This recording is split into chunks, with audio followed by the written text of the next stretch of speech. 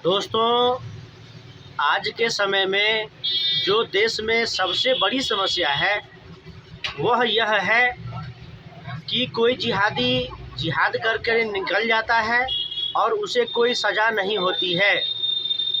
हम विभिन्न प्रकार के जिहादों का नाम सुनते हैं और मैं इस चीज़ की चर्चा बार बार इसलिए करता हूँ क्योंकि देश में न ढंग का कानून है, न शासन प्रशासन सही से काम करता है और न ही किसी जिहादी को दंड मिलता है। जिसमें सबसे बड़ी समस्या है राजनीतिक समस्या। बिना राजनीतिक इच्छा शक्ति के, बिना कठोर निर्णय के, बिना कठोर दंड प्रावधान के देश से न जिहाद समाप्त होगा और न भय और आतंक की राजनीति समाप्त होगी। लव जिहाद, जमीन जिहाद, रेल जिहाद, शिक्षा जिहाद, बॉलीवुड जिहाद, भाषा जिहाद। अब कहेंगे कि यह जिहाद अनेक प्रकार के जिहाद यह होते क्या है? यह होते हैं इस्लामीकरण करने के तरीके कि किसी भी प्रकार से चीज़ों का इस्लामीकरण किया जाए। जैसे होता है हलाल सर्टिफिकेट। हलाल सर्टिफिकेट क्या होता है? हलाल सर्टिफिकेट होता है कि कोई भी वस्तु इस्लामिक मानक के अनुसार है और वह इस्लामिक है तो इस्लामी इकोनॉमिक जिहाद होता है हलाल सर्टिफिकेट के साथ। तो उसी प्रकार से शिक्षा जिहाद होता है कि मदरसों को ज़्यादा प्रमोशन किया जाए, मुस्लिम यूनिवर्सिटी को, मुस्लिम स्कूल को, मुस्लिम कॉलेज को ज़्यादा प्रमोट किया जाए। बॉलीवुड जिहाद होता है कि मुस्लिम कलाकारों को ज़्यादा प्रमोट किया जाए, हिंदू कलाकारों जैसे सुशांत सिंह राजपूत को मार दिया जाए और बाकी हिंदू कलाकारों के काम छीन लिए जाए, उनको षड्यंत्र के अंतर्गत काम करके आंका जाए, उनको काम का मौका नहीं दिया जाए। और यह सब भय और दबाव की राजनीति में होता है। जमीन जिहाद होता है। किस प्रकार जिहाद होता है? वक्फ बोर्ड है, वह किसी के भी संपत्ति पर दावा कर देता है, इस प्रकार जमीन जिहाद होता है। अभी सुनते हैं रेल जिहाद। रेल जिहाद किस प्रकार होता है? तो कोई जिहादी आतंकवादी जाकर के रेल के पटरी पर सिलेंडर रख देता है, लोहे का रॉड रख देता है, पटरी को काट देता है जिससे ट्रेन पलट जाए। लव जिहाद क्या होता है? स्कूल जाने वाली लड़कियां, हिंदू लड़कियां, कॉलेज जाने वाली हिंदू लड़कियां, मंदिर जाने वाली हिंदू लड़कियां, जहां पर जिहादी आतंकवादी अब्दुल घात लगाए रहता है, लड़कियों को छेड़छाड़ करता है, उसके पीछे पड़ा रहता है, नाना प्रकार के नौटंकी बहानेबाजी बना करके।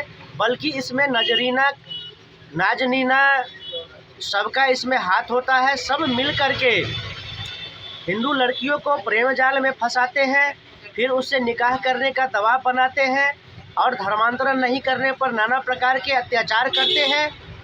जो लड़कियां मान जाती हैं उसको बाद में धर्म परिवर्तन के लिए कहा जाता है, बुर्का पहनने के लिए कहा जाता है, नमाज पढ़ने के लिए कहा जाता है, और जो लड़कियां नहीं मानती है उसको मार दिया जाता है।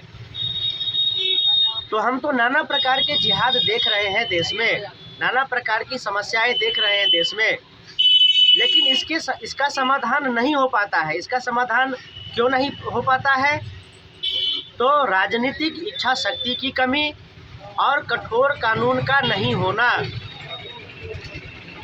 हम देखते हैं उत्तर प्रदेश में कि वहाँ पर कठोर कानून है, वहाँ का शासन प्रशासन सक्रिय रहता है, तो किसी प्रकार की घटनाएं नहीं होती है। अगर घटनाएं होती है तो अपराधी को कठोर दंड दिया जाता है। लेकिन देश के बाकी राज्यों में ऐसा नहीं होता है। देश के 9 राज्यों में हिंदू अल्पसंख्यक है और वैसे भी बहुत सारे राज्य हैं देश में, और उन राज्यों के बहुत सारे ज़िले हैं जहां पर बहुत सारे क्षेत्र हैं जहां हिंदू अल्पसंख्यक हो चुके हैं, जहां के मेयर के चुनाव में, उपमेयर के चुनाव में बहुत बड़ा फेरबदल कर सकते हैं। इतनी जनसंख्या में मुस्लिम जनसंख्या है। और जब किसी नगर निगम नगर पालिका का मेयर मुसलमान बन जाता है, वहाँ पर हिंदुओं का दमन शुरू हो जाता है,